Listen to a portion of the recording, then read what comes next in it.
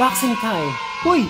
Yo, what's up mga boss? It's Kulotsky TV here. For today's video mga bossing, may i-unbox tayo dun sa baba. Pero bago yan mga boss, magbabasa lang ako ng comment. May isang comment dito na nabasa ko. Ang sabi ni Ling3317, shoutout sa'yo. Ang sabi niya, nakakaingit yung ganito, bakit walang Japan surplus dito sa lugar namin?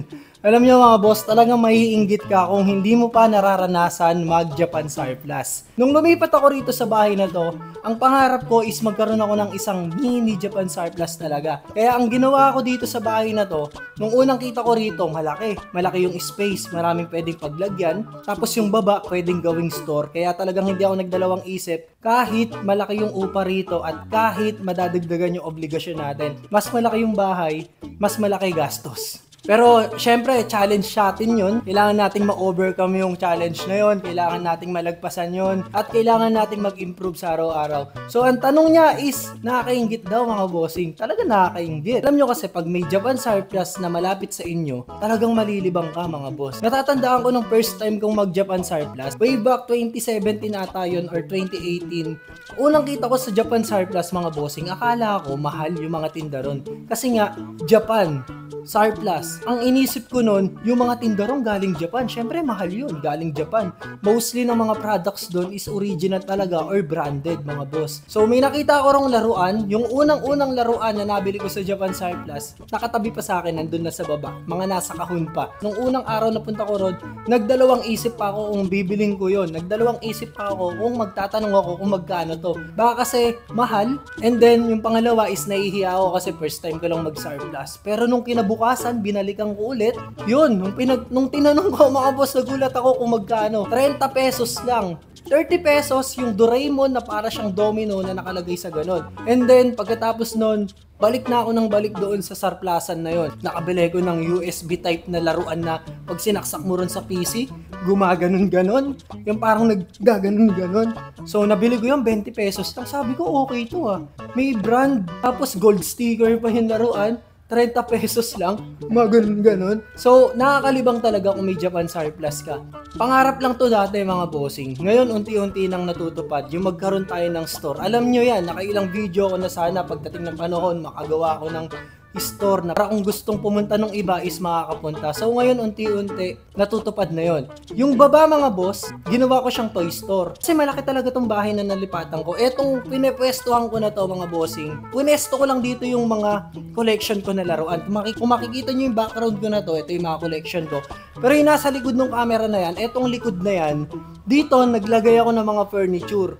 Unti-unti kasi mga boss, pag naisip ko, gusto ko nang gawin agad. Sabi ko parang kaya ko rin mag-furniture. So etong mga nandito mga boss, pinagbibili ko pa lang yan. Unti-unti pag nagpupunta ako ng mga auction house.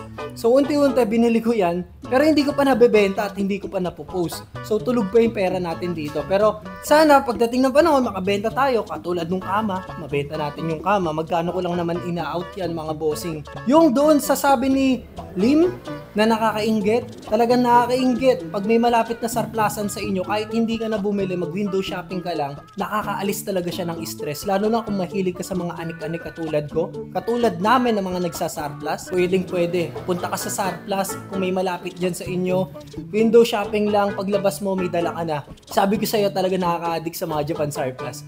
Lalo na pag nakakita ka ng jackpot. So, tara, baba tayo. Unbox natin yung pinakita ko sa inyo. Yung bit-bit ko actually kanina, Gel Blaster yon, bago natin. Unbox natin sa baba. Let's go.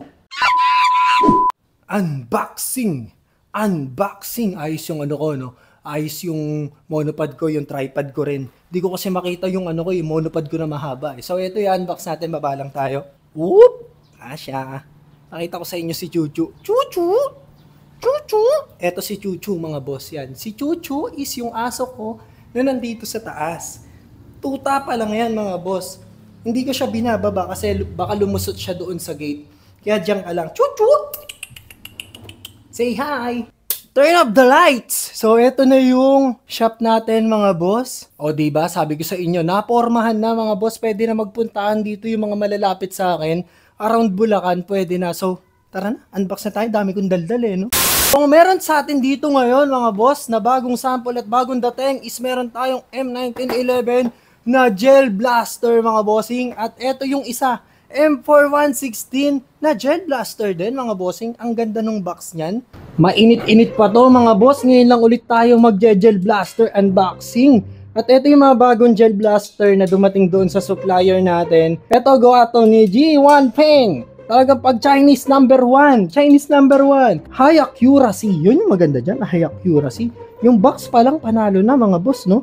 So ito yung unit na nakuha natin. Yung color green. Yun, ang ganda. Wow, wow, wow, wow, wow. So may kasama na siyang free na Gel Blaster bullets. Dalawang pop. Design mga bossing. Wala kang masasabi sa design nito. Ang ganda. And then smooth na smooth yung pagkakagawa dito mga boss. And then yung plastic niya mga boss. ABS plastic. Hindi siya ganun kabigat pero hindi rin naman siya ganun kagaan. So lagay natin yung mga attachment niya. Unang attachment is eto mga boss. Dito nilalagay. Madali lang naman siyang ikabit. Pag nag-click na, yung click sounds pag narinig nyo, yun, nakakabit na yun. Pag aalisin nyo, meron siya pindutan dito. Hatakan nyo lang, pindutin nyo. Hatakin. Yung pinaka-battery is eto mga boss. Safe na safe yung battery nito. So pag tanggal ng battery, hatakin nyo lang to. Marirelease na yan. So hatak. So hatak, release. Kabit, pain, kabit. And then syempre hindi mawala yung charger. Pinakailangan natin yung charger. Ito pa mga boss.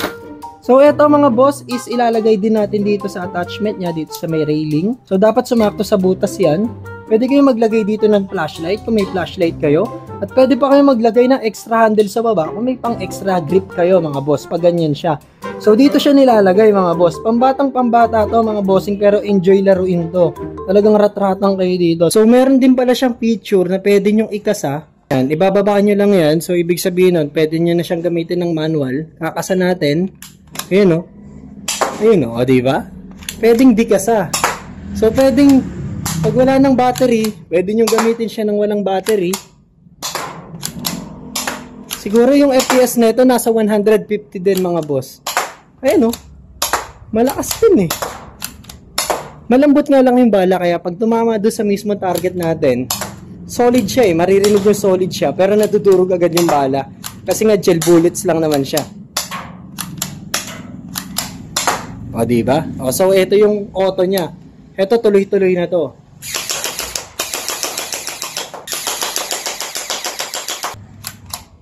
Yan pa isa-isa, mas maganda labas ng bala eh. Yan o, pag di kasa, hindi siya nadudurog. Kasi pag auto mga bossing, tuloy-tuloy labas ng bala, nag-uunahan yung bala na lumabas dito sa barrel niya. So may tendency na yung dalawang bala magsabay, kaya nadudurog pag tuloy-tuloy. Ito naman yung M416 natin mga boss, gawa rin siya ni G1 Peng. Chinese number 1, shoutout sa'yo. Model for science and education din, isa lang manufacturer. Ito mga bossing, dito yung size talaga ng M416 na. Ito medyo mas maliit to doon. So, cute size siya na M416. So, kung makikita nyo, meron siyang silencer na pang display. Yan, meron siya silencer. Yan, ito lang naman eh, yung silencer na to, pampahaba lang to. Hindi talaga siya silencer. Pampaangas lang to, pampahaba ron sa mismong unit natin. Nasa mismong magazine din yung battery, mga boss. Safe na safe talaga pag yung battery is naka-close, no? Nasa loob siya, may lagayan. So, safe na safe sa battery. Okay. Meron din siyang ano, no, manual. Meron na siyang manual at meron siyang full auto mga boss. Wow, ang angas nito kahit maliit ah. Pwede nyo siyang gamitan kahit walang battery, no? Para siyang pellet gun. Pwede nyo siyang gamitan kahit walang battery. At hindi siya magagasgas basta-basta kasi matte texture mga bossing yan, no? Matte texture siya. Kung makikita nyo, ayan, no? Yan siya mismo mga boss. Parang premium type yung barrel mga bossing. Yan, ang ganda, matte texture yung pintura niya. Hindi siya magagasgas or mababakbak agad-agad. I-railing nga rin pala siya rito sa magkabilang gilid at dito rin sa baba. Kung gusto niyo punuin ng attachment yan, pwedeng-pwede din. So, haba to pag nilagay natin tong magic haba. Ayan, bumaba siya mga boss. So, pagdating dito sa battery, yung release point niya is ito. Pindot lang yan. Tanggal ng battery. Salpak ulit. Pindot lang yan. Tanggal ng battery. Salpak ulit. Yung buttstock niya is hindi adjustable, nakapik siya mga boss, pero may lagayan ng tali dito, yan, lagayan ng tali. Kung gusto niyo lagyan siya ng tali at nakasabit sa inyo, pwede. So sa mga gel bullets, di tayo mauubusan yan, ang dami ko dito niyan. Talagang laging may nakababad dito eh. Sila kuya kasi, tsaka si Titop naglalaro ng gel blaster, babarilan sila dito. Kaya lagi ako may bibis dito sa labas. Yan, oh. Bilog na bilog yan. Lalaki ng bilog niya, mga boss. Yan, oh. Pero pwede rin to sa matanda, mga boss. Panglibangan din talaga. Malilibang ka kasi kahit yung kuya ko, pag nandito yung pamangking ko, naglalaro sila nito, barilan eh. Yung kuya ko, ilang taon na yun. Pag kinasan nyo na ganyan, ayan siya, mga boss.